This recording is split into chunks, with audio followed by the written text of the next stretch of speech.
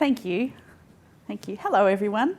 My name's Dr. Philippa Watson. I'm a Senior Research Fellow at ANU and at University of Tasmania for a brief time, a bit of a short time with UTAS. I'd firstly, actually, before we even begin, just like to do my own personal acknowledgement of the place that we're in, and I would like to acknowledge the Gadigal peoples and their elders. I'd also like to acknowledge the Muwinina peoples, which is the place where I'm from, but it's actually in the custody of Palawa peoples, because I'm from southern Tasmania, and many of you might know about the history there. I'd just also like to thank Aboriginal peoples around Australia for teaching me some language around country, because I believe that country teaches me every day. And I brought a tiny bit of country with me in my earrings today, sea country, just from the east coast of Tasmania. So thank you very much. So today I have the privilege of chairing session 6, which is on the model consumer, the value of designing for all consumers. So I'll provide a short bit of background. We thought this would be useful at this time of the day.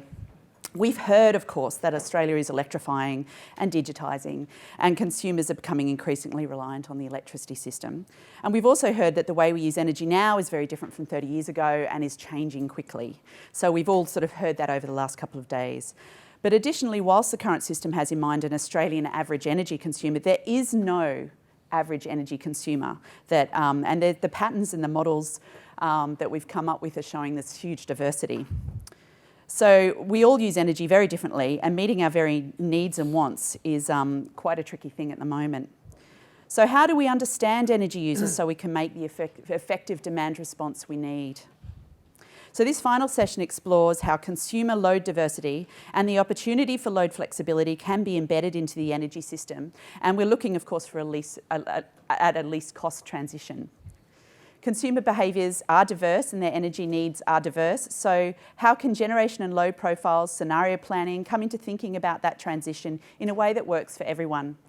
And we're taking the angle that designing for load flexibility and the many ways that people will want to use energy will ensure the transition is inclusive and stronger. And we think that there's a lot of strength in this consumer diversity. So that's our perspective. So this session is set up to support a focus on the topic of consumer load and design and planning and execution.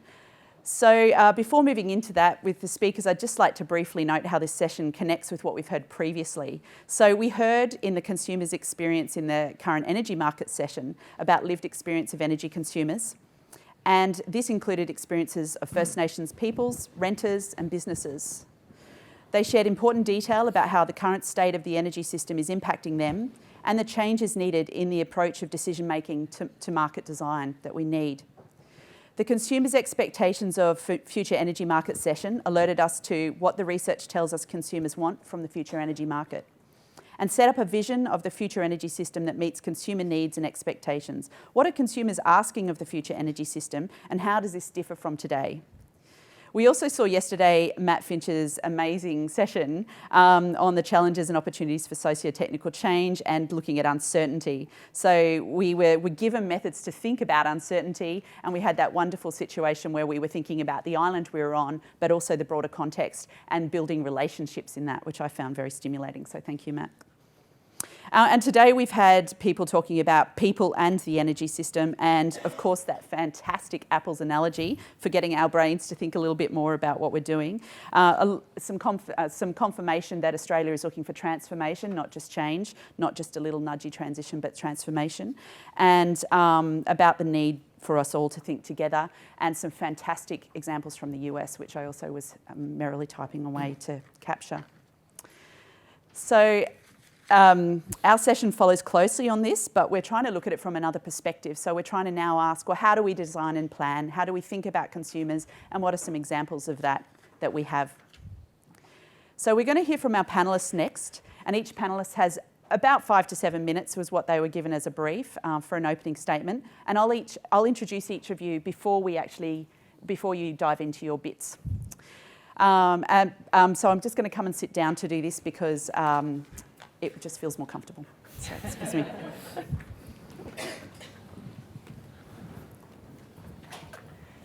So we have Ross coming up first. So hello, Ross, welcome. So Ross is the Electrical Vehicle Council's Head of Energy and Infrastructure. Ross is a robotics engineer by background and has spent the last 5 years involved in standards, codes and regulations relating to the electricity infrastructure that supports EVs in Australia. And Ross drives a 2014 plug-in hybrid. And Ross is speaking about ways people choose, use and charge EVs and how this relates to broader energy users' behaviours with modelling and user scenarios in mind. Thank you, Ross. Great to have you. Thank you very much for the introduction. Thank you first to the ECA for hosting the event and to all of you for giving up your time to come along. Very much appreciated. Per the introduction, Ross from the Electric Vehicle Council, we're an industry peak body. We represent the car makers, energy networks, equipment manufacturers, fleet operators, all manner of commercial stakeholders who have an interest in the transition to lots and lots of electric cars on the road. I'm going to start by talking about vehicle use cases, how people use their vehicles. Per the intro, I drive a plug-in hybrid. The reason it's a plug-in hybrid is that my edge cases include hook up a trailer to it a couple of times a year, fill the trailer with camping gear and bikes, and go somewhere where there is no infrastructure. For that use case, a plug-in hybrid's a really useful thing to have because I can take fuel with me. I can do things that aren't readily achievable in lots of the pure electric cars that are on the market today. Of course, the car I drive has got to have an electrical plug on it because of who I am and where I work, right? No way I'm driving a pure petrol car. My wife's car, by comparison, she's just recently acquired a Polestar, pure electric car. Her use case is that that vehicle doesn't leave black surfaced roads. It might go from Melbourne out to Bendigo or Ballarat or Ocean Grove, but it stays on roads that are well made, it stays close to infrastructure. There's no need for her to have any kind of combustion engine in that vehicle. There's no need for her to have any kind of towing capacity in that vehicle. When we buy our cars, we think first about use case and edge case. What are the things I need this vehicle to be able to do? Powertrain comes after that. If we think about places like regional WA, the Prado is the top-selling vehicle in regional WA because you can put 200 litres of fuel in that thing, right? You can go anywhere you like. If we think about impact on the grid, which is central to what a lot of the people here in this room are considering, we transition to loads and loads of EVs. What does that do to our energy system? The impact on the grid is the multiple of the number of cars by their behaviour. If we have lots and lots of cars and they behave poorly, we will have poor outcomes relatively soon. If we have a few number of cars and they behave really well, the outcomes on the grid will be minimal, leading to positive. The question's going to be, to what extent do people choose to solar soak? When do they plug their cars in to draw energy during the middle of the day? If they can't do that, to what extent do they charge in the middle of the night? And please, for the love of God, can they not charge at 6 in the afternoon when they get home from work? The question for us as an organisation, the question for us as a community is, how do we arrive at a place where the EVs are behaving well, generally speaking? AEMO and CSIRO have done a lot of work looking at scenarios and forecasting around this. The scenario and forecasting work historically has leaned towards a sky is falling kind of direction, right? Forecasting really, really rapid uptake of cars, forecasting really bad consumer behaviour. The data tends to indicate that this is not necessarily what's going to happen, and the modelling is starting to incorporate more of that data. If you want to learn more about this, have a look at the latest IASR and our submission to it. It's up on our website. But I guess once we get past the modelling, the question is, how do we actually inform the behaviour? How do we get the outcomes we want from consumers? The first thing I guess to acknowledge here is that the consumer is going to retain control because they are in physical charge of the vehicle and its connection to the energy system. You can't remove the consumer's control because they're the ones that are actually plugging it in.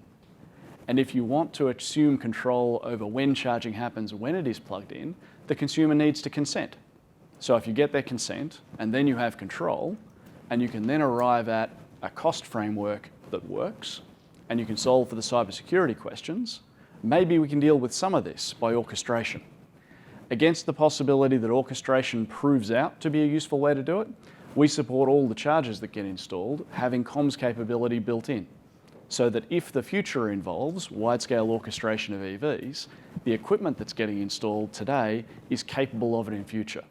That doesn't mean require it to be connected and managed from day one, but put gear in the ground that might be controllable tomorrow. If we consider the other way to do it, incentivisation, that's already working. The data that we've got indicates that consumers are self-selecting to charge their cars in the middle of the day from their own solar. They're seeking out those time of use tariffs that enable cheap charging in the middle of the night.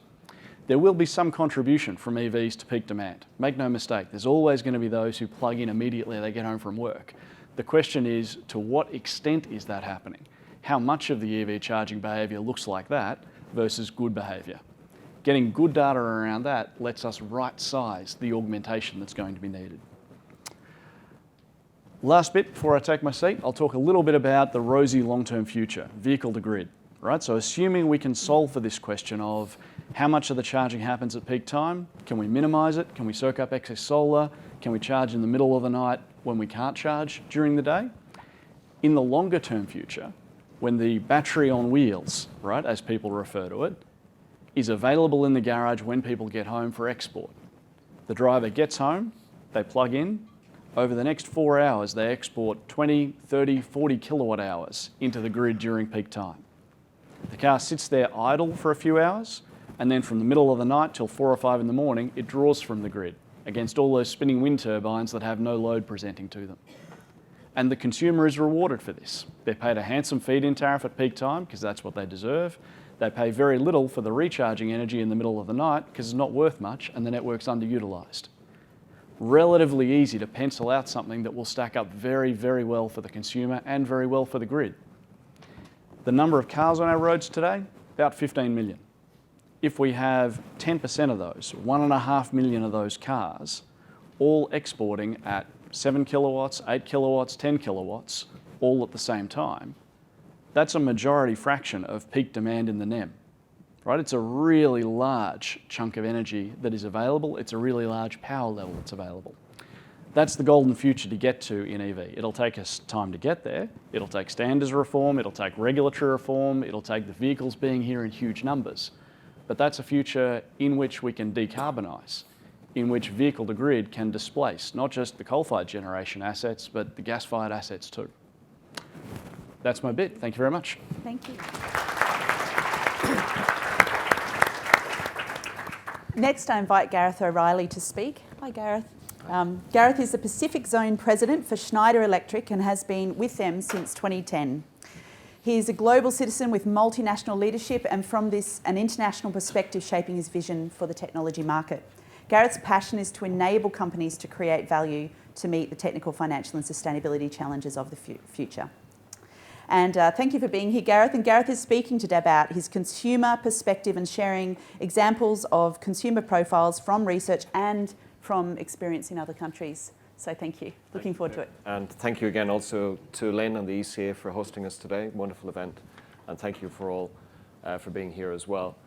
Look, whilst the focus today is on the consumer, I'll probably just draw some attention to where this is coming from. So I'm CEO for Schneider here in the Pacific, and Schneider is involved in electrification and digitization at scale for all participants. So I'll bring a perspective of customers in that landscape to what this means back to today's topic, the consumers. So our customers, we are informed by them. That is typically network operators, network providers in the energy system. It is large infrastructure providers, both public and private. It is also consumers, and a big part of what we do is engage with consumers on electrifying their homes. So that's our perspective on what this means and the learnings and insights we get from that. Now, what are the insights from that? I think we shouldn't also be afraid to learn from others on other markets. We are an island, but the same electrons move in similar ways in different markets is one observation. And so I think if we look to a few things here that are informing the view of this. So first of all, I'm sure a lot of the last couple of days has been about what this means at a network level. What is very clear globally as well as locally to enable this in a bi-directional grid, to enable electrification and decarbonization, digital at scale is required. And we're seeing that globally and we're seeing that locally. To enable a bi-directional system, which is new for a lot of us and particularly new for consumers because that's a new thing. Whilst it has happened in terms of load flexibility in some cases with hot water management and some other examples, largely it's been quite specific and relatively new. And the decisions that consumers have to make in that world are very different than we've experienced in the past. Now, a couple of data points, maybe just from the consumers, specifically for the focus of today, that we've learned some insight from. I'll take an Australian example and I'll take a European example. One of the things that in the settings, and it's a longer debate around the deployment of PV, domestic PV in this country, is in our experience, one of the most advanced in the world. That's a combination of regulatory settings, learning systems by the installers, the efficiency of manufacturing and the technology providers within that, and many, many other factors for rapid deployment of that system. And in that, then, we learn a lot of things about consumer behavior, installer behavior, electrician behavior, and regulatory, and then the consequences for network behavior as a consequence of that. And in fact, what we see in that world is something that we see as informing other networks and other jurisdictions around the world. I'll take another perspective, which is electric vehicles. So Ross mentioned EV. So we are a supplier of electric vehicle equipment and management systems thereof. And what we should look to is other markets as well. So we see there in consumer behavior is generally not that bad, but what it is doing is we now are approaching a point in certain markets, the UK and the Netherlands, where the intersection of the actual mass roll-up is causing system-level issues, where we are going to have to look at regulatory reform to adjust for consumer behavior. The UK in particular has just enabled that to make sure that we have bidirectional capability, comms capability, and smart charging capability to enable consumers to make that choice, because every consumer is going to be different. My other perspective on this is, as an organization that reaches out to many people at the point of which they're building or modernizing their homes, particularly from an electrical perspective, it's very interesting to see that there is no model consumer. It is often an irrational choice around what you do. And what we see is different personas and different capabilities that make choices around what they do. And I think the way to solve for this is to make sure that we have a system that is open, as interoperable as possible, so that people can make whatever choices are right for them. To make sure that we don't break the system on the way through, but make sure that we don't lock them into a system that doesn't suit them. Now, our view and my view is that the only way forward for that is a very open, interoperable, but safe system that allows them to do that, that allows bidirectional capability, that allows, in the case of consumers, mostly smart home energy management, that allows the intersection of supply and demand and energy management in its broader sense around efficiency, consumption, fuel switching, and participation in the market to be done very simply and very effectively. If we make it complex, it's going to fail, or there will be unintended consequences. And the only thing I would say that if we look to this, the parallel that's often referred to as the telecommunications industry, where in fact I started my career. And I think if we get this right in comms, which we did, if we get this right in consumer-centric capability, it will work. We all have in our pocket today, or most of us will have a smartphone. And the reason, if you look at all the capabilities that that phone had, or the things we used to use 15 years ago, they were incredibly complex to do. And why they've reached scale and ubiquity is because it was made really, really simple. It was open, it was interoperable, and it was something that was consumer, human-centric design. And I believe that that is the way that this will happen.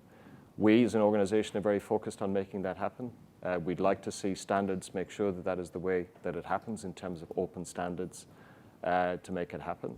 And we believe that a just transition for as many people as possible will happen if we take that approach. Thank you. Thank you, Gareth.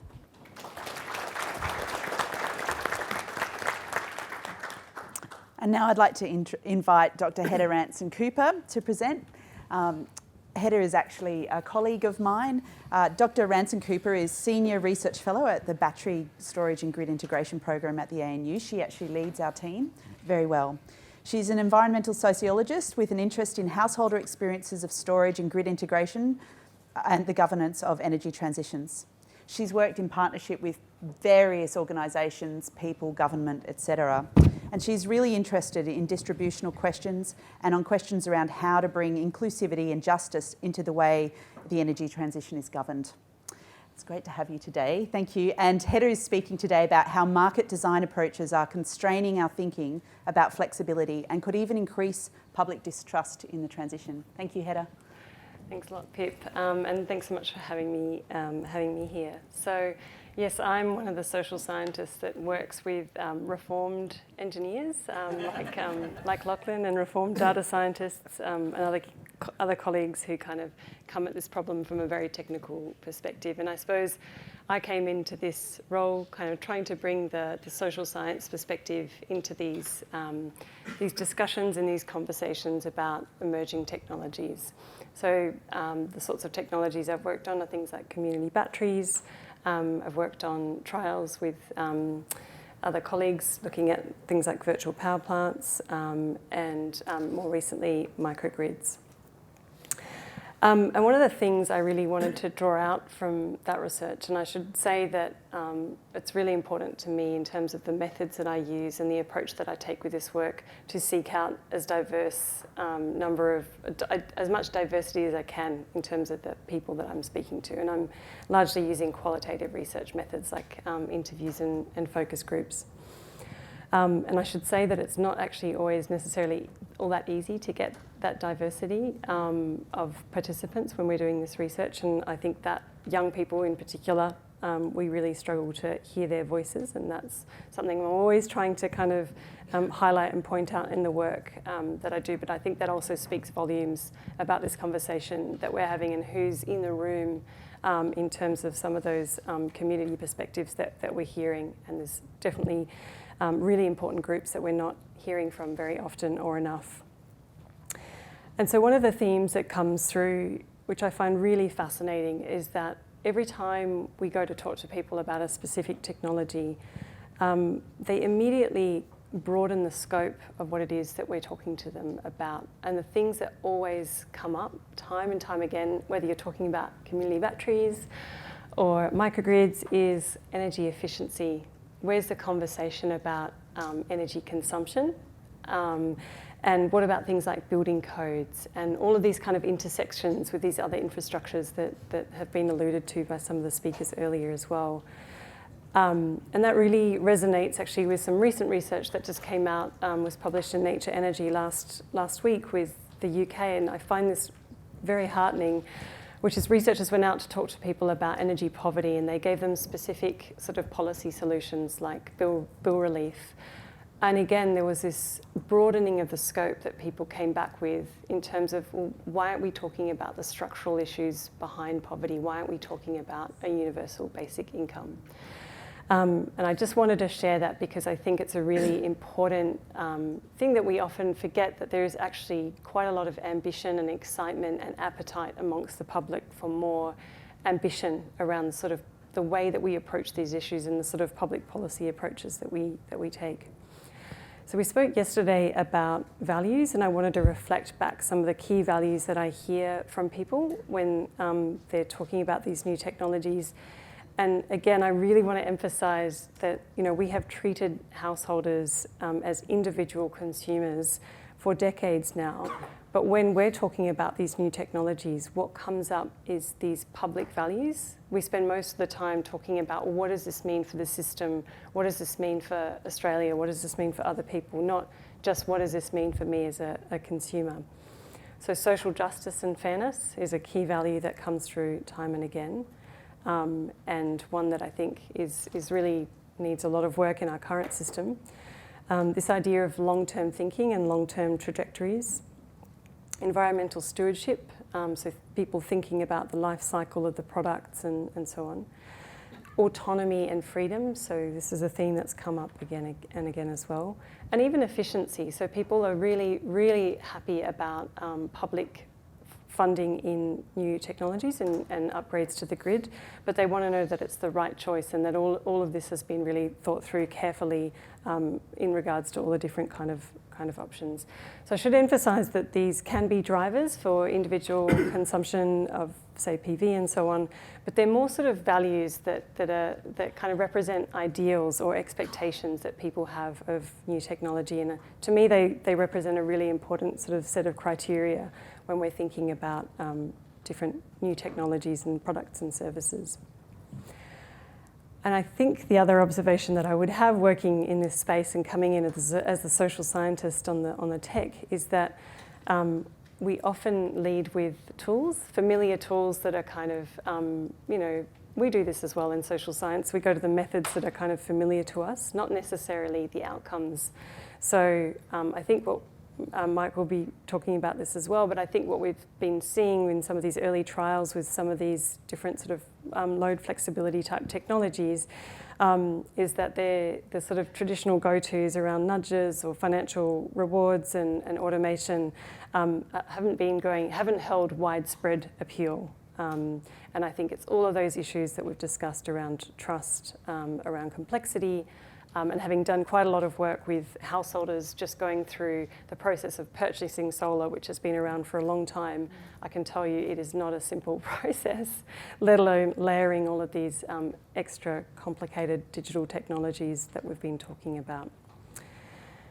I also am very concerned about the kinds of assumptions that have gone behind a lot of the sort of scenarios that we've already been talking about and technology that we've already been sort of pushing out as Lynn talks about the sort of assumptions around the imaginary friends that underlie the consumer. And I'm afraid that a lot of those assumptions are sort of being perpetuated in the kinds of technologies and solutions that we've been looking at in this space. So I didn't want to just be all negative and tried to think about ways that I could be constructive in this conversation. I think I would really encourage you all in your various sort of positions in this conversation to continue to push some of the assumptions behind the way that consumers are thought about in any particular policy or program, and we've seen that in a lot of the questions that have come out. So there's lots of tools that we could do that through. We can expand. We don't need to just think about cost-benefit analysis. We can expand that out to social impact assessment, to evaluation. We can open up the way that these problems are framed in trials, in spaces of experimentation, as Alex alluded to.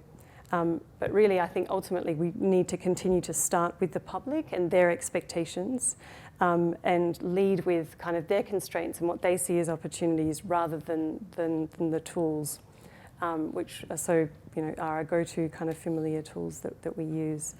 And I just wanted to finish with a couple of words that kind of come up a lot in terms of our research, which is that really people are thinking about the energy transition as a collective problem. They're thinking about how can we collaborate, how can we participate, how can we care for each other better, how can we care for these systems better. And I think that really provides quite a stark contrast to the kind of principles of competition and individualism that have kind of characterised previous ways of thinking about the problem. And I think I'll end there. Thank you, Hedda. Thank you. And I'd like to also introduce Mike Roberts. Dr. Mike Roberts is a senior research associate in the School for Photovoltaic Renewable Energy Engineering and also the Collaboration on Energy and Environmental Markets. Busy person, I suspect. His research explores increasing deployment and integration of distributed renewable energy generation through technical, economic, qualitative and policy lenses. He's focused on a user-centred energy transition and his work is fascinating. So thank you for being here. Lovely to have you. And Mike's speaking today about how user perspectives and understanding are needed to get more DER into the systems. Thank you. Thanks, Pip. And thank you all for listening and thank you for Lynn for inviting me. So I'm also slightly a reformed engineer, but I kind of work across engineering and social science. And there's going to be a bit of overlap here with some of what Hedda was saying, but a slightly different perspective. So this session's about the diversity of consumer needs and expectations. And what I want to pick up on there is that part of that is there's also a big diversity of understanding and engagement and participation in the system. Somebody said yesterday morning, users should be allowed to not care and still live decently. And I think we would all agree with that. But humanity is facing an existential crisis, and we're not the only species that is facing that crisis, and we need all the help we can get. Lynn said yesterday, that consumers are our greatest asset.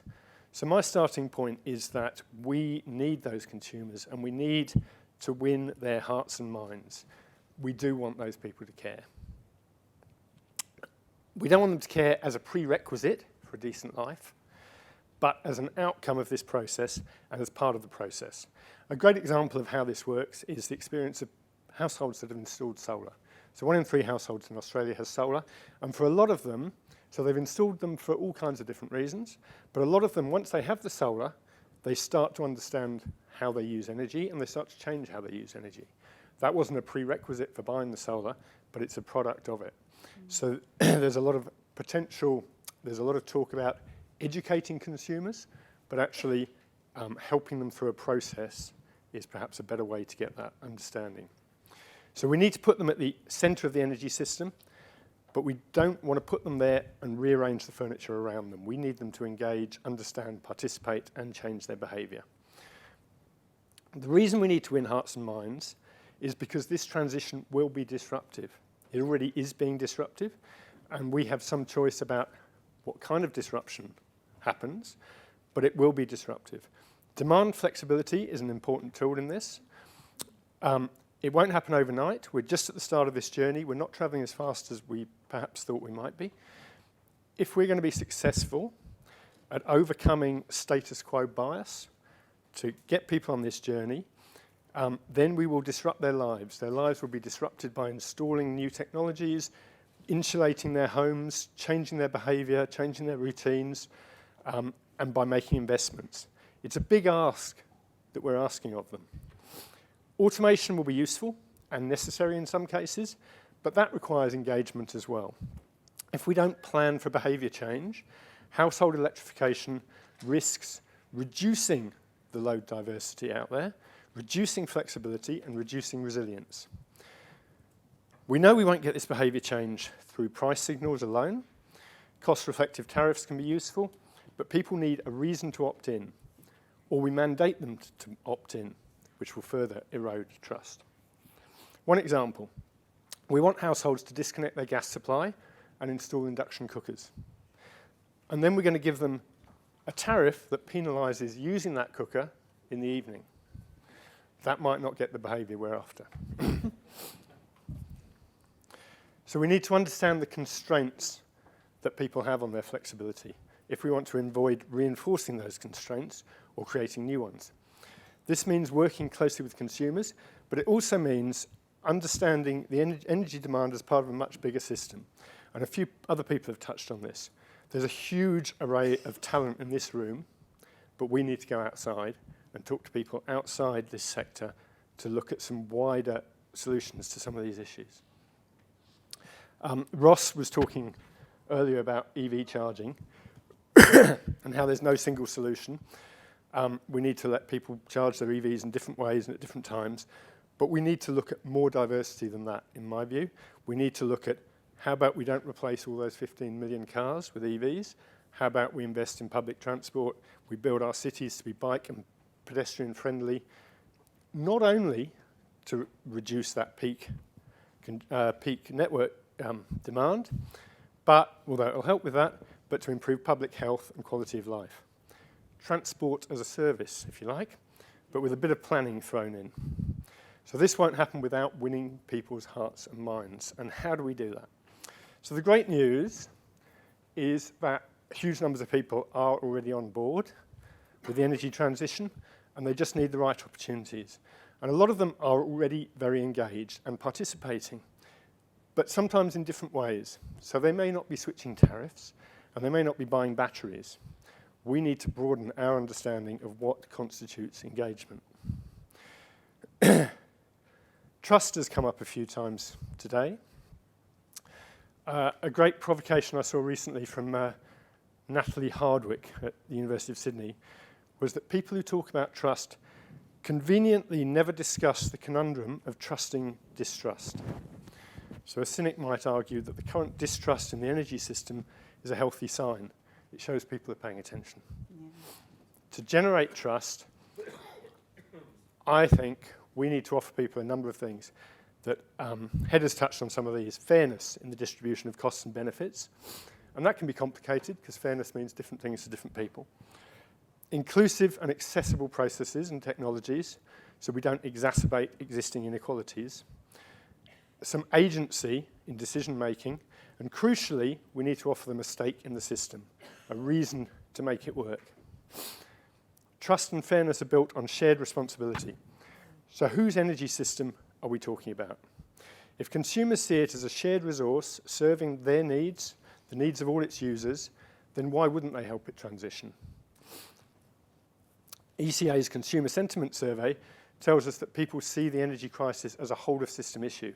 So we should be looking at the whole system, how it's structured and governed, how we can give users real agency in that structure, balancing their responsibility to help transition it.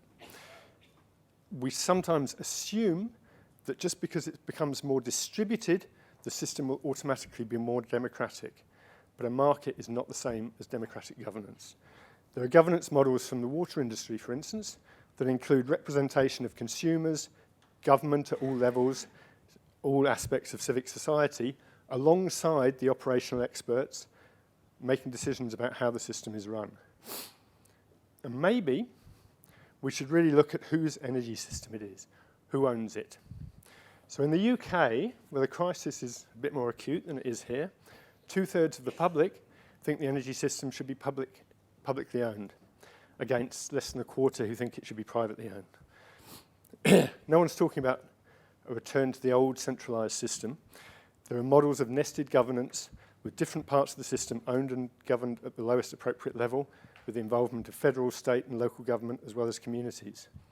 Or a national government-owned retailer which could offer social tariffs and also provide a vehicle to train up the workforce needed for retrofits and installations. Too much? Maybe. Australia's not the UK, but the restoration of the Victorian SEC suggests there may be some appetite to explore different approaches to energy governance. I would argue we need some big thinking if we want to rebuild trust and give consumers a reason to help the transition. That's me. Thank you. Thank you. What a wonderful mix. Thank you so much so far. I'm very excited. I've just been reading the questions on Slido and I'm pretty excited also by the questions. I just want to acknowledge the wisdom in the room and the insights. There's basically questions popping up about all sorts of facets of how do we engage with consumers in design and planning. So thank you so much. I'm going to ask questions from Slido, so if you'd like to add any more in that you'd like, and I am scrolling through all of them, including the newest ones. But I'm going to start with a bit of a hybrid question here because there was one, there it is, a hybrid question because I had a general one to start off with, just in case there were no Slido questions. No need, Pip. But I also want to layer it up with one of the ones from Slido.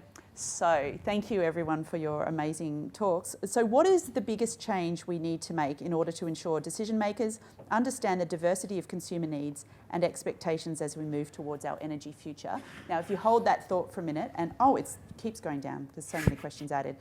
What is the one thing we can do by the end of this month to get us a tiny bit closer to this diverse and flexible energy system we aspire to? So I asked about the biggest change, but someone else was being very sensible and asking, okay, what's a practical thing I can do this month as a professional sitting in the audience to consider this further? And please feel free, whoever's ready, to pipe up. I'll volunteer. Great, thank you, Ross. Yep. So I think I'll start with the second part of that. What is the practical thing that we can do immediately? Not even this month, but end of this week if you want. One of the big challenges that we have is that we are siloed in our organisations and we are siloed in our industries. From our standpoint, one of the things that I've noticed is in, for example, tariff design, we've got networks setting network tariffs, retailers designing products for consumers, consumers considering the availability of what products they can have and then choosing one. But these parties are not necessarily talking to each other. So a DNSP can come up with a network tariff, throw it over the fence, the retailers have a look at it, yeah, it doesn't work for us, we're not building a product on that. And even if they do, the consumers will look at a spread of different choices and say, oh, all too complicated, I'm just going to do this. The one thing I'd suggest we could do this week, this month, is talk to each other more. If you're sitting within an organisation, what is the next organisation in the chain? If you're a DNSP, is it the retailer? If you're a retailer, is it the consumer? Reach out to the advocacy groups. Talk to us, talk to ECA, but talk to each other. in terms of the biggest thing that we need to do in order to make this change, it stems from that first thing. It's talk to each other more, work this stuff out and collaborate, and we can all do it a bit better. That's my take, Pip. Thank you, Ross. Anyone else like to add to? I might jump in there. I'm going to agree quite strongly with Ross's first point there, but I think we need to go a bit further. So not just talking to the people in the next organisation. If you're in a DNSP, talk to the retailer, talk to the customers. DNSPs are starting to do that, I think, but it's hard because they don't have a direct interface. But I think generally we all need to be talking more to people right outside the energy system, to the people who are the users. And on the other bit, how do we, sorry, Pip, what was the question? Oh, sorry, it was just from the big scale of the biggest change we need to make to the what can we do this month? So from the biggest change we need to make as decision makers is to change who's making the decisions. Extend that group of decision makers to be a much more diverse group that isn't just those of us in this room. So we're not chucking the baby out with the bathwater, we're just trying to make sure we've got everyone there we need. Okay, so. Great. Any other thoughts on that particular double-layered, difficult question to begin with? I thought I'd start with the hardest one. Just, Look, maybe I'll jump in. So I think, the previous thoughts on a couple of things that change decision makers and get more alignment. Now, that's a common problem in other jurisdictions. I think on one aspect, if you look at the ramp of change over the last 24 months, it certainly has been very evident, and I certainly see that in thinking. Fundamentally, the energy transition happens in places. It happens in people's minds, but it happens in places. yeah. It happens at the intersection of where energy is consumed and used and distributed. And that is often at a building level or an asset level, somewhere where the system touches a building. And very specifically, the National Construction Code got released, the latest version of it got released. Frankly, it was good, but not good enough and not fast enough. Yes. In terms of enabling a bidirectional grid, which enables decarbonisation, which enables flexibility. Which, from being in housing transitions for many years, I'll just reassure you, is quite normal.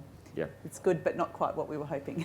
So we got to think not just energy transition, but we got to think where it happens and the actual interaction between those two. Yes, the societal changes, yes, all of those things, but at a practical level, it happens in a place as well as in people's minds. And I think there's a piece there around standards that needs to move faster. And to my earlier point around making it very open and ubiquitous to make it happen as well. And that's not there yet. Thank you.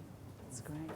Hedda, do you have anything to add? For this Yeah, one? look, I would just I agree with you both in terms of this need for more kind of deliberation and dialogue across the different groups. But I think it's really, really important to recognise that takes a lot of resources and a lot of skill. You can have group dialogue processes that are really badly managed and lead to not very useful conversations, and you can have the exact opposite. I think what I consistently hear from people around this kind of question is trust. And Rebecca said yesterday, maybe people are not quite sure whether the government will deliver on its net zero ambitions, but they are looking to government as the kind of leader and the guide in terms of sending them a signal as to. Yeah. So if there's a rebate for solar PV, then I assume as a householder that means that's what the system needs. That's a good thing to do. This is how I can do my bit. Yes. So there's this field of kind of interest in this idea of kind of environmental citizenship, and it sort of makes this point that we've been talking a lot about passive and different kinds of consumers, but people don't participate in a vacuum. We have to create the conditions under which people participate, and then what the system effects of that are. And I think we've started this project of allowing people to buy solar and now batteries and VPPs, but really without a lot of thought about these distributional questions. And it's sort of, I see it as an incomplete project. provided this opportunity to engage as energy citizens, but you've not really at the same time thought about all the different multifaceted impacts that can have.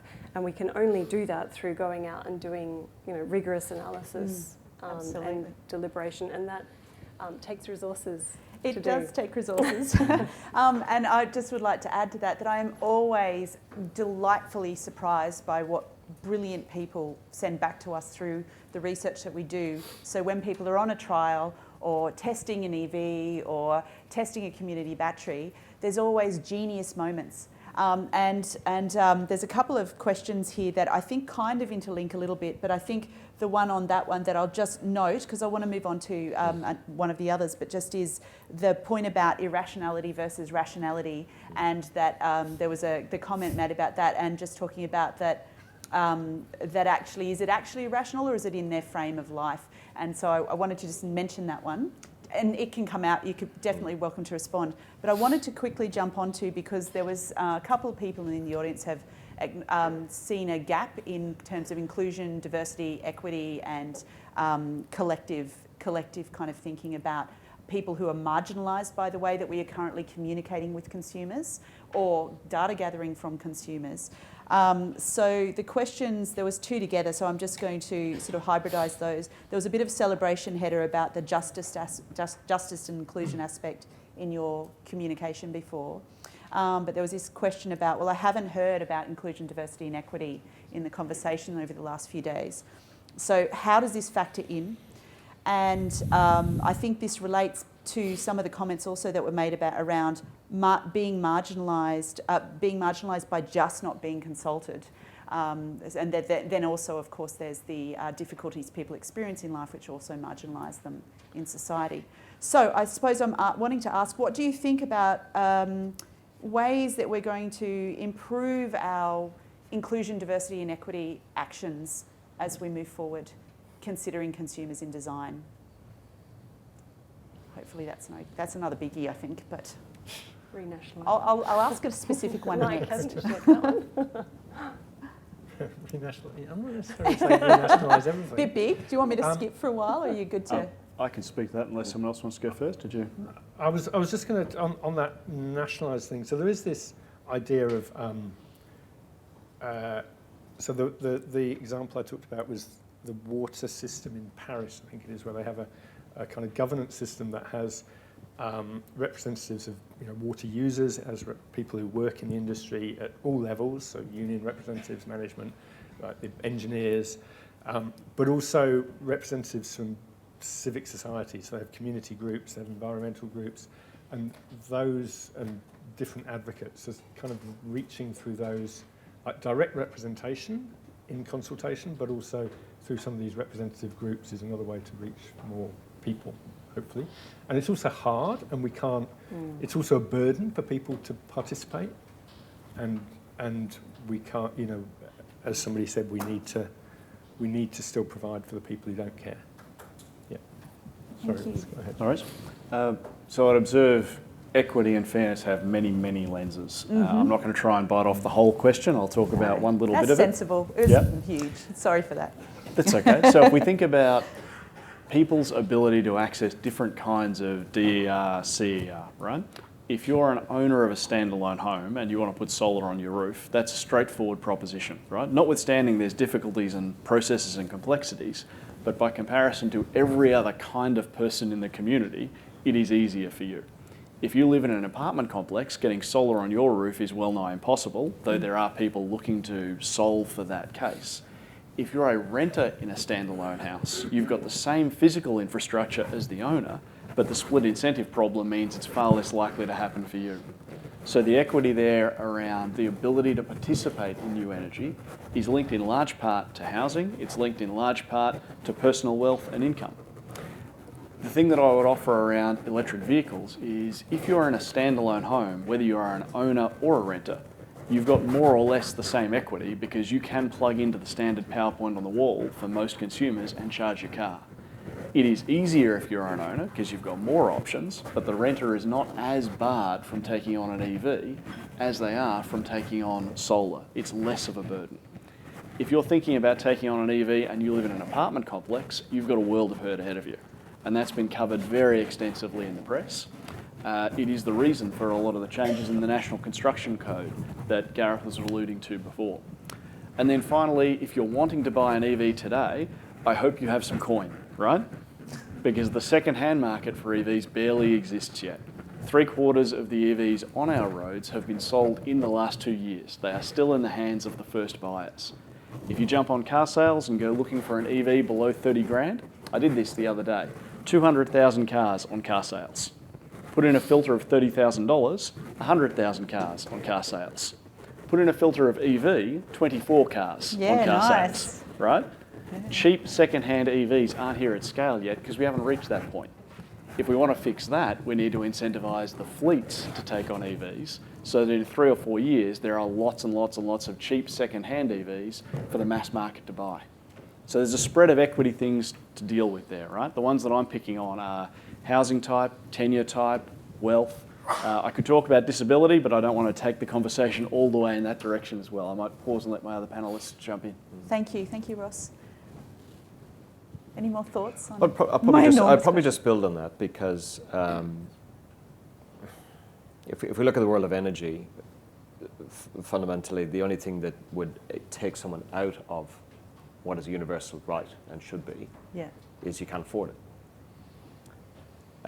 And in the current way we're operating, Ross touched on it. I mean, the first people who were encouraged, who bought solar, were people who could afford it and in many cases still can. And the same with EVs. Now, at the end of the day, it benefited everyone because as the system got better, more efficient, it became more affordable for more. So there's a network effect. The same will happen with EVs eventually. Yep. So there's a bit of a necessity for someone to start and take a risk. Yes. Now, anything outside of that market-led mechanism then requires something else. And that did happen with PV. Should it happen with EV? It's kind of starting. But I think if we're to try and include everyone, it's never going to be perfect, but as long as we're trying to make it better is the key thing. Okay, so continual improvement I'll take from that one. Thank you. From someone who's very experienced. Thank you very much. Hedda. I don't have, Not this one? Yeah, it's a big one. It's too big for people who think about it every day. It's sort of, I'm actually going to go to one of the most popular question because I haven't done a popular question yet, so I'm going to jump to one of those. So I think it's the one at the top, hopefully for you, it's had 17 votes. How can we build on the narrative emerging that people are thinking of this as a collective social responsibility and old neoliberal ideology is being put aside? So there's a lot in that question too. I think I promise I'll jump to a more specific one next. But yeah, so maybe we need to break this one down a little bit. I think, so we have heard over the last couple of days actually that there are collective narratives beginning. We've also heard that people want to contribute, that they're not always just motivated by money, which a lot of us here know personally as well. And that this compares to a neoliberal ideology, meaning a market-based, believing that the market can do everything for us sort of idea. And in fact, this probably goes back to what you just said, Gareth, a little bit too, that the market can do some things, but perhaps not others. So this is asking, well, how can we build on this narrative and how can we, well, I suppose also I'd like to ask, how can we collect understanding about this to use in our designs, just to keep to this kind of panel's focus? How can we build understanding of collective social responsibility that consumers hold and that as a motivator? Well, does anybody want to jump in? Yeah, I guess I'd like to see us having a bit of a discussion about social innovation. We talk a lot about innovation in technical and economic terms, but there's not a lot of, there hasn't been a lot of funding and space and sort of resources invested in this idea of how could we do things differently. And I think you have to create spaces of experimentation where different people can come together and deliberate and think about and design different sorts of ways of addressing this issue. But that's typically not the way that we've been thinking about R&D and innovation in the energy sector. Yeah, just a plug for social scientists. You know, I think when we're looking at the sort of the energy research landscape in Australia, we represent, social scientists represent a really tiny fraction of the research funds. And we're also often brought in kind of towards the end when the technical problem has already been framed and the solution is already sort of going in a particular direction. So I'd really encourage anybody who sort of really wants to elevate these kind of social questions to constantly challenge that and constantly ask when there's a policy or program or funding option, where are the social scientists, where's the design anthropologist, where's the organisational psychologist. There's so many different social scientists that can add really important perspectives and insight and constructive. Yes, thank you. And I'd just also like to put in a plug that that social scientists can get better funding so we can actually work with more specialists. Because often in social sciences, people think you get a social scientist and that's it, boom, you're done. That's where you stand. Hey, you can do everything. And we do certainly try our absolute best. But there are so many specialisations in this room, for example, that I think that we've got a long way to go to integrating social perspectives into weaving them into these projects and these design and planning processes. Thank you. Sorry for the jump in, but anyone else have any comments on how do we help encourage consumers to communicate these kind of collective ideals that we perhaps haven't heard enough of as for our designing and planning? I'll just jump in off the back of that. Absolutely second what Heather's saying. Yeah. And what you're saying, Pip. We've got electrical engineers and communications and technologist experts in the room. You would not expect the electrical engineers to solve the cybersecurity stuff or the cybersecurity people to solve the electrical stuff. Yeah. Same thing holds in the social sciences. We're going to need a spread of people from a spread of domains deeply involved early on to get this stuff right. I'm a robotics engineer by background. I'm the wrong person to talk to about getting consumer behaviour perfect. We need people with other disciplines. The other thing I'd observe is that concept of the market can fix everything. No, it can't. We absolutely will need some stuff market-led and some stuff not. And collective social responsibility. Maybe it's worth thinking about this in terms of how we behave in public spaces when we are observed. So if you think about how people behave in a park when they're out having lunch, they will take their rubbish home with them because they are observed, right? It's a physical space. We have cultural norms around how people behave. We don't have that in the energy system. People interact with the energy system by turning the switch on and off. There's no visibility. There's no sense of responsibility. We need to build that sense of responsibility. And social scientists are the people to help us figure out how to do that. Fascinating analogy, thank you. Maybe Pip, just to build there. I think I give credit to the energy participants, those that build and operate infrastructure, because there's been a fair amount of development of community engagement over the last few years. So I think listening and learning has been certainly something I've evidenced with the customers we work with. Is it good enough? Maybe not. But is it there now? Yes. Should it be better? Of course. Yeah. Secondly, on neoliberal, I think we just need to remind ourselves that the energy system is one of the most heavily regulated industries around. Ah, yes, good point. You can. It's not a wildcatting, do anything you want kind of environment. It's heavily regulated. You're told how much you can spend. You're told how much you can build, where you can build it, by whom, and if you stray from that, there's pretty severe penalties. Yes. So I think if we think it's a completely neoliberal environment, it's not.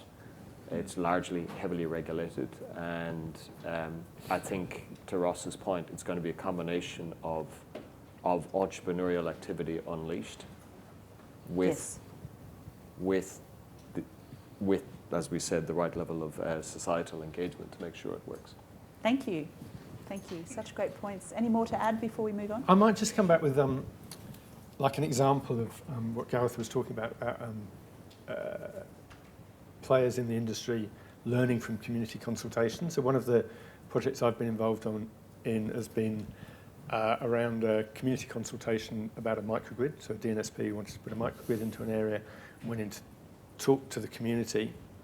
And one of the first things that came back from the community was who's going to get left out of this, and nice. who do we need to deliberately include to make sure that they're not left out. And that came from the community, went back to the DNSP, and they came back with a new proposal that meant that there was priority given to certain parts of the community. There were facilities put onto community buildings and so on.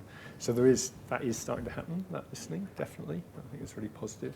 And I think that DNSP of the people involved with that consultation have learnt a huge amount about consultation from that process, and that's an ongoing learning. Yeah. That's one of the things that excites me about my job, actually, is that sort of interaction there. And also a shout out to all the wonderful technology-based focused people who actually hear and listen to what can be very hard to hear and listen to in their projects as they're designing and planning. So there's a question here, the next most popular question that's popped up, and it's on businesses, and I think that's a really important thing to kind of just attend to for a few minutes. So to what extent have the 3.8 million small businesses been included in the discussion about consumers? Excellent question. I'm wondering if anyone here has some thoughts on this one. Maybe I'll start. Great, yeah, thank you. Thought you might be. Yeah, so look, I mean, it comes back to the model persona. And even within the 3.8 million small businesses, they're very, very different in what they do, from Yes. your grocery shop to your metal fabrication Yes. workshop. So they have different needs. I think from a technical standards perspective, there's not that much difference in terms of, it's to do with cutoffs in terms of availability and so on, but load profiling is different. And I think the needs of those small businesses are different. Very much, I think what's similar is often in a small business like your home, we've identified a few people, we call them reincarnated engineers, people who really want to go and Yes. solve this stuff or get involved, heavily involved in design of it, both consumers and businesses. But 90% of the population, 95% by our reckoning, doesn't care. They just want it solved. And I think for small businesses, particularly when you're worried about, finding an employee today, which is probably number one priority, or finding a customer, number two priority, or keeping cash flow going, I think the top end of town, in our experience, largely has the capability, project management and governance frameworks to find a path towards decarbonisation. That's at least our own research. Great. Tells us that largely that path is moving. But the people that are getting left behind are small businesses on their sustainability journey. And the challenge for them will be is someday they're going to lose business because they're not there. Yeah, yeah. They're going to lose business because they're going to be bidding for a project, and we're a large manufacturer. We've demanded, we want to bring our vendors and supply chain on the journey with us in terms of decarbonisation. It's hard, but that's what we have to do. But if you're not there and you can't get there, you'll lose. Yeah. And I think there's a challenge. Thank you, thank you. So that sounds like a very big challenge, and so I've certainly heard the same thing, and probably also we'll just add to this question a little bit as you're all answering is, do you think there's the same amount of work being done for small businesses as other businesses or as other consumer groups at the moment? And really, it's such early days, it's probably sort of an odd question, but I think possibly an interesting layer. So I could speak a little to that. If I think about the ability of small business to access electric vehicles as an element of the technology, FBT tax exemption for EVs is going to make that an awful lot easier. So if we're thinking about how can small business derive a benefit, if they can shift the vehicles that they are using from petrol vehicle to electric vehicle on the basis of their $5,000, $6,000, $7,000 per year better off per vehicle on the strength of the FBT exemption, that's going to help, right? There's a clear commercial driver there. Are you seeing evidence for that as well? So just thinking about that sort of data feed, The challenge we have in EV right now is not demand. The challenge we have is supply. Getting fuel efficiency standards right is crucial. FBT is going to pump up the demand and is pumping up the demand against a constrained supply. I'm not going to talk about fuel efficiency standards right here. Anyone who wants to pick my brain on that afterwards. But I think that question of what else is going on in the small business landscape specifically, it is routinely small businesses that are the ones operating accommodation providers. caravans parks, hotels, motels, the places people stay when they're not at home. The opportunity for them to participate and be increasingly profitable from becoming the organisations that are selling the transport fuel of the future is present, because electricity is democratised, it's available everywhere.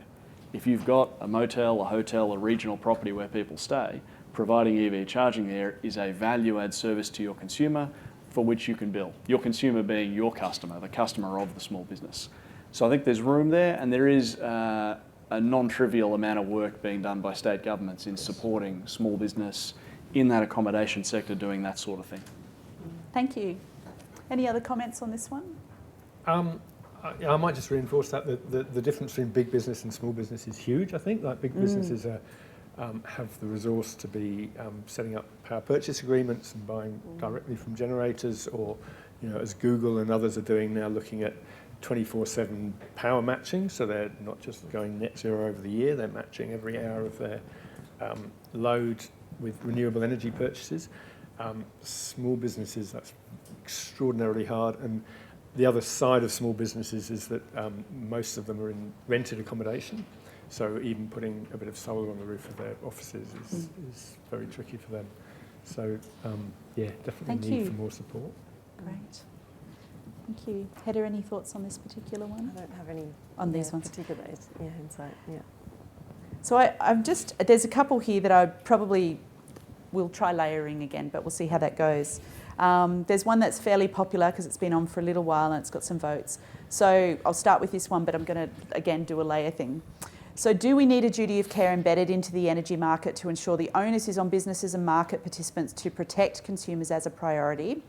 And with that, I'd also like to, Lisa has put in one fairly recently on what can we learn from the US model that relies on customers as part of the system? Is the trust problem that we don't trust customers to take that role here? So thinking about duty of care, trust and interactions with consumers and customers, those kind of thoughts.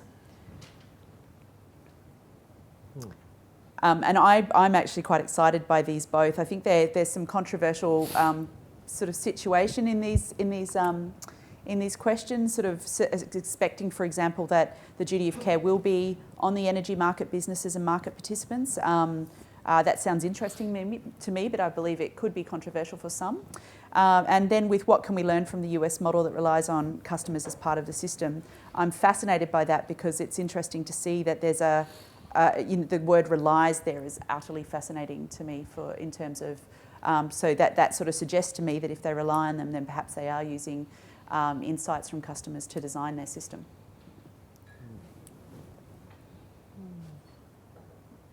It depends what sense you define duty of care. I mean, if you look to the obligations of those responsible for delivery of energy to your homes or businesses, there's very, very, very clear guidelines and obligations under duty of care. It has to be safe, it has to be reliable, increasingly it has to be decarbonised, because if you get those things wrong, it's bad. Duty of care must be big for an electric business as well. Absolutely. Yes.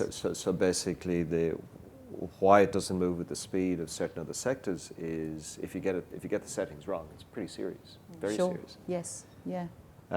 So you're sort of suggesting there are some defined duty of care obligations, and perhaps there's an intimation here that duty of care perhaps could be a broader concept. I think, and then if it levers into cost or affordability. Yes. Then that's another equation in terms of we have to make sure that it's affordable. The energy system in its pathway becomes safe, reliable, decarbonised, and affordable. Yes. I mean, that's the mission. I think on the duty of care aspect, from a safety and reliability perspective, that's an ingrained culture, I think, in the energy system, at least seen by me. And you know, I'm part of that system, and I know what's involved to make it right. Because I've seen what happens when you get it wrong, and it's not good. But then on the affordability piece and duty of care, I think that's where consumer insight and perspective is required. We also need to balance then another perspective which I'll bring up in this view is one of the biggest things we need to do in part of the energy transition and decarbonising the energy system is transmission. We should build as much as we can close to the point of consumption as is possible. We should have distributed energy as close to, because that solves a lot of problems. Flexibility, energy efficiency, energy management solve a big part of it. But we will not be able to get away with it at building stuff. Thank you. So let's not avoid the old solutions while we're coming up with Yeah. the new ones. Some of the Yeah. old solutions might be Yeah. useful. Thank you. Any other thoughts on duty of care or customers and consumers actually feeding up the system successfully? So I'll speak to that one as well. Duty of care with regard to human safety is absolutely ingrained, not just in the electrical sense, but in the automotive sense as well. These are industries where people do die in their workplaces as a result of things going wrong, things not going correctly. Duty of care, as understood in OHS, is about avoidance of harm to humans. Duty of care when it comes to consumer outcomes is more along the lines of the sorts of things that the AER regulates than the sorts of things that energy safety legislation regulates. I would observe that in the wake of the Banking Royal Commission, ASIC got handed a whole range of new powers, right, around the capacity to avoid consumers being harmed in a financial sense by financial products. There's been representations, consultations from the AER, potentially looking for those sorts of powers to come into the energy sector. Our observation would be that the energy sector, while it might not be perhaps as well trusted as it could be, is not as untrusted as some in the banking sector are. So there's a question as to whether the AER and the regulators actually need all of the powers that ASIC have been given, because the energy sector has perhaps not behaved quite that badly. This is about getting the balance correct, right? About making sure we've got regulations that are fit for purpose for a particular area of operations so that consumers get a level of protection that's appropriate. Thank you. Thank you. I might just pick up on that, the question of trust again, actually, because we say that quite a lot, that the energy system is untrusted, but actually people trust is for different things. So the level of trust I think that consumers have for people operating the system safely is extremely high. People don't think the DNSP is going to electrocute them or burn their house down. So, so certainly that level of duty of care, I think, is there and is well respected by consumers. The other thing I wanted to pick up on the duty of care was there was a discussion yesterday about prepayment meters, and I wonder if that's somewhere that there should perhaps be a duty of care. In the UK recently, with the high prices there, they've had energy companies supported by the courts breaking into people's homes to fit prepayment meters so that if people don't pay their bills, they get cut off automatically, which is pretty extreme, and I would say shows a need for more care in that case.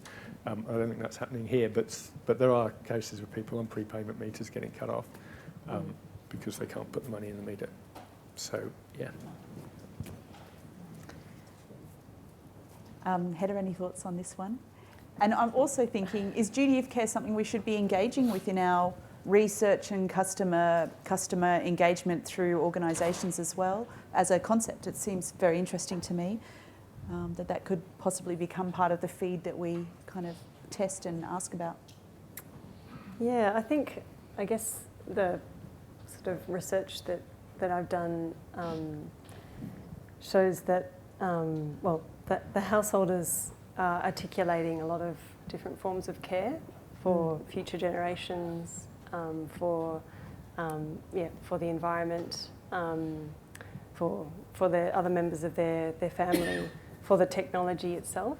There's enormous, I think, be very fascinated to see if anybody would be up for counting the number of hours that householders spend thinking about purchasing, installing, monitoring and engaging with their technology. Like, it would be astronomical, I would think. So there's enormous amounts of care, largely unpaid care that's happening in the system at the moment. but I think in terms of how people feel towards the energy market, I don't think they feel there's a lot of care coming back towards them. So I think there's this feeling that we're putting a lot into the system. In fact, I remember a particular interview where a lady went out to purchase solar panels after Hazelwood closed down, because there was this sense that it's such a shambolic system. People aren't going ahead and putting in renewables. She almost used this language, I think, of I have to prop up the energy system. Like I have to myself, and I think that's really problematic, that we're expecting householders with no technical background to have this sense that they need to go and build the energy system of the future. I don't think that's something that is necessarily the right pathway forward myself. So yeah, I think there's that lack of feeling that we're cared for, and that just comes through in the distrust all the time. So the distrust of the market is just the biggest theme that kind of comes up in our work all the time. It is big, isn't it? Yeah. Also, just the duty of care concept, just throwing it out as a concept perhaps to take away that we are expecting householders often to do more and more and more and be of have a higher duty of care with their own electricity management behind the meter, and with their EVs, etc. So we're asking for a duty of care to come the other way as well. So thank you for that. That one. So there was a couple here that I've now. Okay. I'm just going to go for the most popular. There was a couple there that were similar, but I'll get to those. There's one here from Darren Gladman, which is the most popular at the moment, talking about what changes to Australian regulations and standards are needed to ensure energy devices are interoperable and consumers are not locked into a single brand.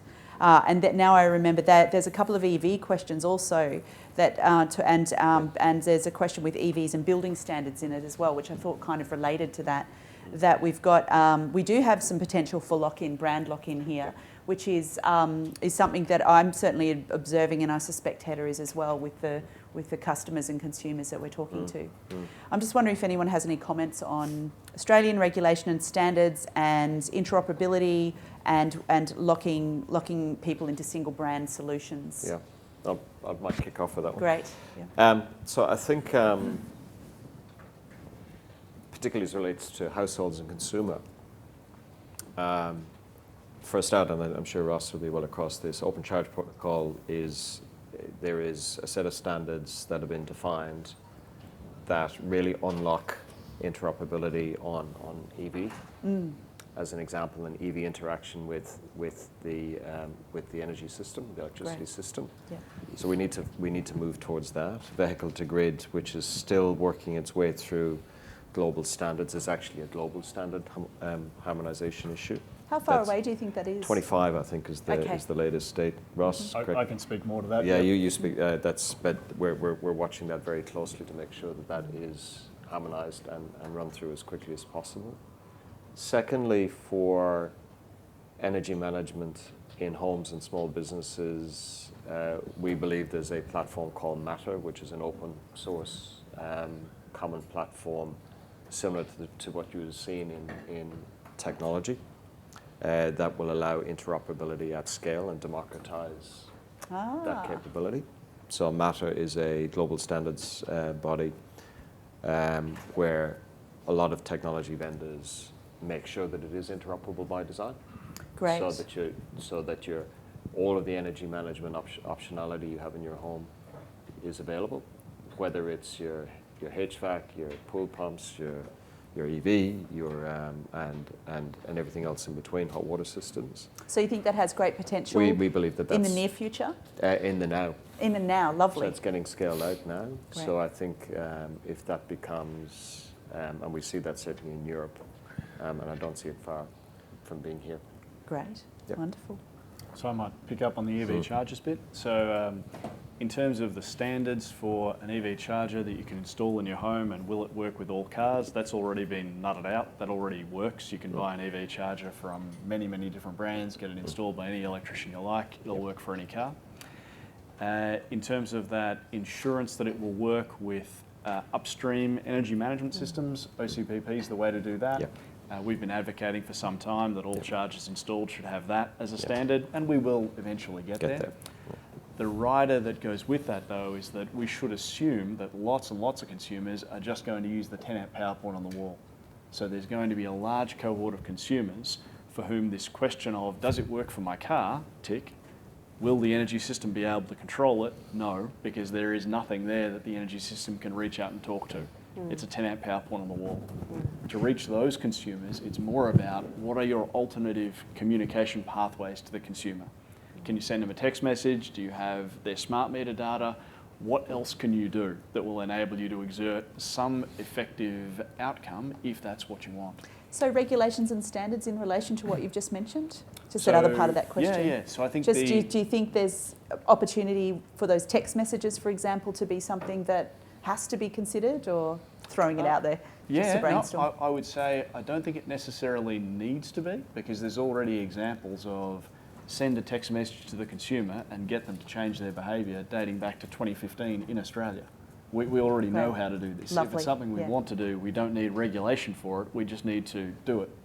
Yeah. In terms of regulation to prevent people plugging their cars into their power point in their garage, there's people who would potentially like to explore that.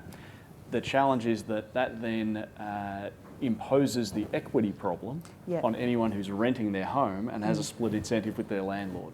And could relate to the brand lock-in as well. Potentially, yeah. And then around vehicle to grid, yes, 2024, 2025, we're going to start seeing cars coming into our market with the CCS2 connection standard, which is the one used by everyone except Nissan, Lexus and Mitsubishi. That standard and V2G is going to come because it'll be harmonised in Europe. The question for us is, do we have our ducks in a row with regard to inverter standards so that we can utilise that?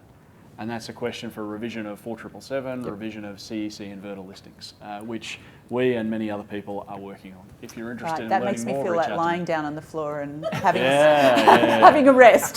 So I'm going to stop quoting standards numbers here and just say, there's lots of us working on it. I just meant it sounds like it's a lot of work. So good luck for you guys. Work to be done.